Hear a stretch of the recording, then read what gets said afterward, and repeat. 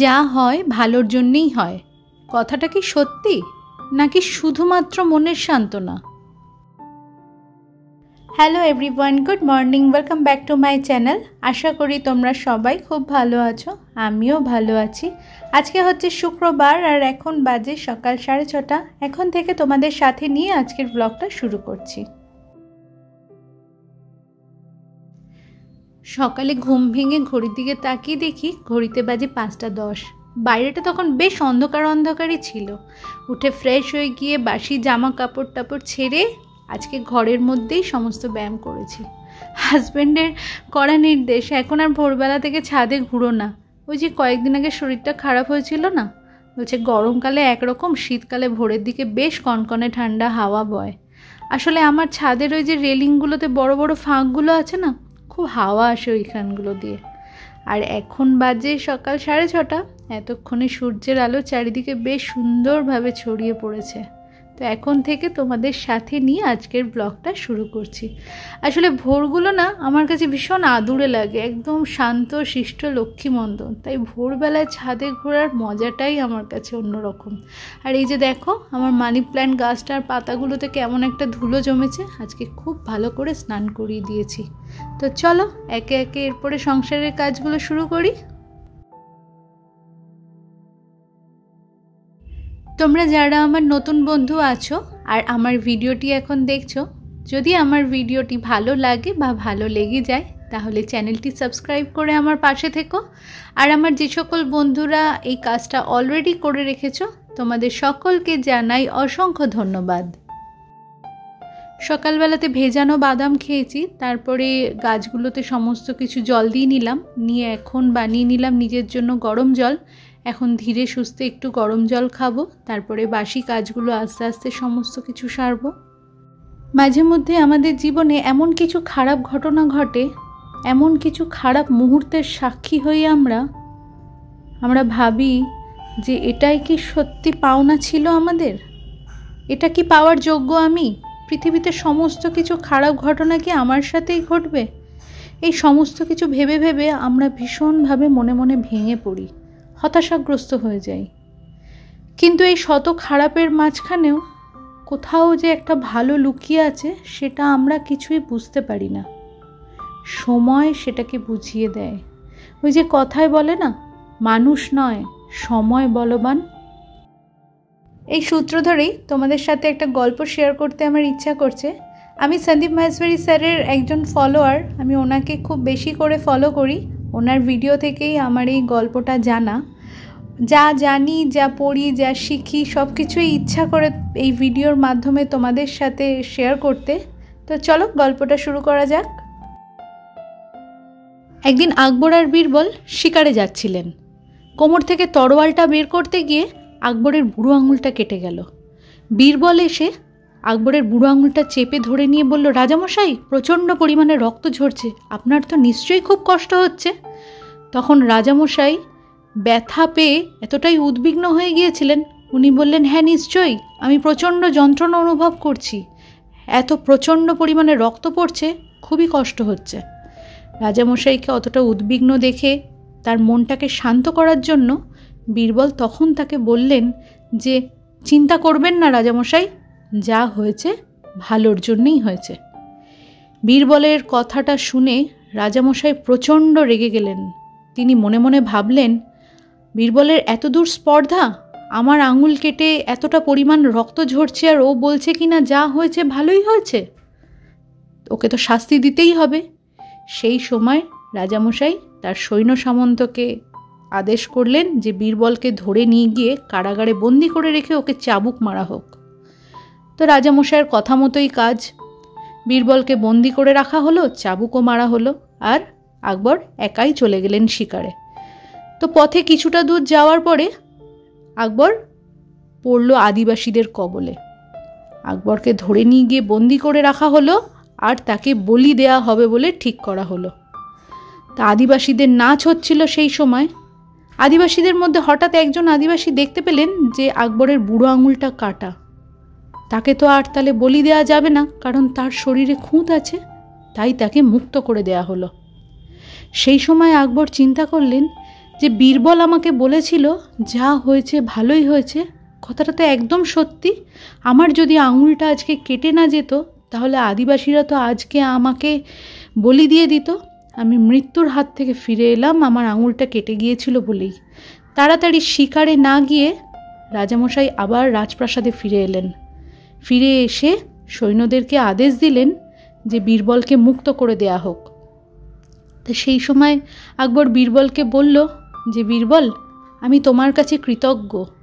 যদিও আমি তোমার সাথে অন্যায় করে তোমাকে বন্দি করে রেখেছিলাম, কিন্তু তোমার কথাটাই ঠিক ছিল, যে তুমি যে বলেছিলে আমাকে যা হয়েছে ভালোই হয়েছে, সেই জন্যেই দেখো আমি আজকে মৃত্যুর হাত থেকে বেঁচে ফিরতে পেরেছি। সেই কথাটা শুনে রাজামশাইকে বীরবল বলল যে আমি তো বলেইছিলাম যা হয়েছে ভালোই হয়েছে।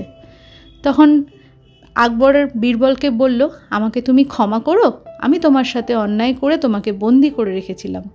তো বীরবল আবারও বলল, রাজামশাই যা হয়েছে ভালোই হয়েছে। তো রাজামশাই শুনে বেশ অবাক হলো, বলে তোমায় বন্দি করে রেখেছি, এতে ভালোর কি আছে? তখন বীরবল বলল যে আপনি যদি আমাকে বন্দি করে না রাখতেন তাহলে আপনার সাথে তো আমাকেও যেতে হতো, আর আপনার আঙুলটা কেটে গিয়েছিল বলে আপনার শরীরে খুঁত ছিল, কিন্তু আমার শরীরে তো কোনো খুঁত ছিল না। ওরা আপনাকে ছেড়ে দিয়ে আমাকে তো বলি দিতে পারতো। আজকে আমি এখানে বন্দি ছিলাম বলেই না আমিও প্রাণে বেঁচে গেছি। তাহলে যা হয়েছে ভালো কি হয়নি রাজামশাই? তো বন্ধুরা, তো এই গল্পটা থেকেও আমরা বুঝতে পারি যে সময় বলে দেয় না। সেই সময়টাতে আমরা ভেঙে পড়লেও সময়টা পেরিয়ে গেলে আমরা ঠিক বুঝতে পারি যে যা হয় ভালোর জন্যেই হয়। তো চলো, এখন জলখাবার বানানোর সময় হয়ে গেছে, 9:15 মতো বাজে। তো চলে এসেছি রান্নাঘরে। আমার মোটামুটি ক্লিনিং ডাস্টিংয়ের কাজ, জামা কাপড় ভাঁজ করা, বিছানা তোলা সব কিছু হয়ে গেছে। আজকে ভাবলাম বানাবো অনিয়ন উত্তাপাম। তা অনিয়ন উত্তাপাম রেসিপি তোমাদের সাথে শেয়ার করি। এখানে 2 কাপ মতো সুজি নিয়েছি আর 1.5 কাপ মতো টক দই নিয়ে সামান্য লবণ দিয়ে এটাকে মাখিয়ে রেখে দিয়ে 10 মিনিট রেস্ট দিয়েছিলাম। দেখো 10 মিনিট পরে সুজিটা বেশ ফুলে উঠেছে। এবার একটু জল দিয়ে পাতলা করে নিয়ে একটা স্মুথ ব্যাটার মতো বানিয়ে নিলাম। নিয়ে এর মধ্যে আমি দিয়ে দিচ্ছি কুচানো পেঁয়াজ আর কুচানো কাঁচা লঙ্কা দিয়ে ভালো করে এটাকে মাখিয়ে নিয়ে আবার 10 মিনিট মতো আমি রেখে দেবো। আর এই যে জলখাবার বানাতে বানাতে কোথায় চলে গেলাম বলো তো? আমার ওভেনের পাশে একটা মানি প্ল্যান্ট গাছ থাকে, মাঝে মধ্যে সেটাকে ছাদে রেখে দিই। তো সেইটাই আনতে গিয়েছিলাম। কাজ করতে করতে যখন খুব একটা একঘেয়েমি লাগে না, তখন এরকম সবুজ গাছপালা দেখলে মনটা বেশ অনেকটা সতেজ লাগে। সেই জন্য চেষ্টা করি একটু গাছপালা এদিক ওদিক রাখতে। আসলে ছোট জায়গা তো, শখ অনেক কিছু থাকলেও সবসময় সেটা পূরণ করাটা সম্ভব হয় না। তো ব্রেকফাস্ট আমার রেডি। চলো এবার তাহলে জলখাবারটা খেয়ে নিই, তারপরে বাকি কাজগুলো আবার পরে সারবো। এই মুহূর্তে আমাদের জলখাবার খাওয়া কমপ্লিট হয়ে গেছে। ওয়াশিং মেশিন চালিয়েছিলাম, কাছাকাছি হয়ে গেছে, সেই জন্য ঝটপট করে রোদ থাকতে থাকতে জামা কাপড়গুলো মেলে দিচ্ছি যাতে তাড়াতাড়ি শুকিয়ে যায়। শীতের বেলা একটু বেলা বাড়লে রোদের তাপটা কমে যায়, সেই জন্য শুকাতে অসুবিধা হতে পারে। আর আমরা জামা কাপড় তো জল কাচা করি না, সেই জন্য একদিন অন্তর অন্তরই ওয়াশিং মেশিন চালাতে লাগে। যা জামা কাপড় পরা হয় সমস্ত কিছু ছেড়ে ওয়াশিং মেশিনেই রাখা হয়। আসলে কাঁচা জামা কাপড়ে যে একটা সাবান সাবান গন্ধ বেরোয় না, ওগুলো পরতে বেশ ভালো লাগে, খুব ফ্রেশ ফ্রেশ মনে হয়। সেই জন্যেই আর জল কাচা কিছু করি না, যা কিছু ছাড়ি সব কিছুই সাবানে কেচে ফেলি। এখন সকাল 10:30 মতো বাজে। দুপুরের খাবারের জোগাড় করতে চলে এসেছি। সকালবেলা জলখাবার খেয়েছিলাম সুজির উত্তাপাম। সুজি দিয়ে যে কোনো কিছু খেলে ভীষণ জল টান পড়ে, তো ব্রেকফাস্টের পরে জল খাইনি, তাই ছাদে কাজ করতে করতে গলাটা শুকিয়ে গিয়েছিল। তাই রান্নার জোগাড় শুরু করার আগে নিজে 1 গ্লাস জল খেয়ে নিলাম। তারপরে সবজি কাটতে কাটতেই মা তিলের নাড়ু পাঠিয়েছে, তাই খুলে দেখছি, মনটা বেশ খুশি হয়ে গেল। বাচ্চা থেকে বড় তিলের নাড়ু জিনিসটা সবাই খুবই পছন্দ করে। তো আজকে রান্নাবান্না সেরকম বিশেষ কিছু করব না, রেসিপি সেরকম কিছু শেয়ার করার মতো নেই, একদম সাদামাটা খাবার বানাবো। আসলে ফ্রিজে অনেক দিন ধরেই উচ্ছে, বাঁধাকপি এই সমস্ত সবজিগুলো জমেছিল, তাই আজকে ওই নিরামিষ বানাবো। মানে ফ্রিজটা খালি করার চিন্তা করছি এই আর কি, যেটুকুনি সবজি ছিল ভাবলাম বানিটা নিয়ে ভেজিটেবল বক্সটা খালি করি। আবার নতুন বাজার এসে গেছে, কিন্তু আগের সবজিগুলো খালি হচ্ছিল না। আর এই যে দেখো রান্না করেছি, পেঁপে যা ছিল সিদ্ধ করে নিয়েছি, উচ্ছে ভাজা করেছি, আলু সিদ্ধ করে আর ওই পেঁয়াজ রসুন ভেজে চোখা বানাবো। বাঁধাকপি ছিল অর্ধেকটা মতো, সেটা টমেটো ছিল, টমেটো দিয়ে বাঁধাকপি বানিয়ে ফেলেছি। এটা মুসুরির ডাল আর ভাত। এই হচ্ছে আমার আজকের রান্না বান্না। তো এবেলার মতো রান্নাঘরের কাজ আমার শেষ। ওবেলায় যেটুকুনি যা দরকার হবে ওবেলাতে করে নেব। আর এখন রান্নাঘরটা ভালো করে পরিষ্কার করে নেব। ডিশওয়াশারে যেটুকুনি বাসন ভরার সেই বাসনগুলো ঢুকিয়ে নেব। আর ফ্রাইং প্যান বা যেটুকুনি যা মাজার আছে হাতে এখন মেজে পরিষ্কার করে নিয়ে রান্নাঘরটা পরিষ্কার করে ফেলবো।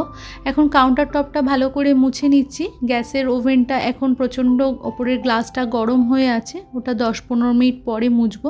মানে ওই বাসনটা মেজে নিয়ে ডিশওয়াশারে বাসন ভরে দিয়ে ওইটুকুনি টাইমের মধ্যে গ্যাসের ওপরের গ্লাস বডিটা ঠান্ডা হয়ে যাবে। তো এখন এই মুহূর্তে প্রায় 10-15 মিনিট পর আমার বাসন মাজা, ডিশওয়াশারে বাসন ঢোকানো সমস্ত কিছু হয়ে গেছে।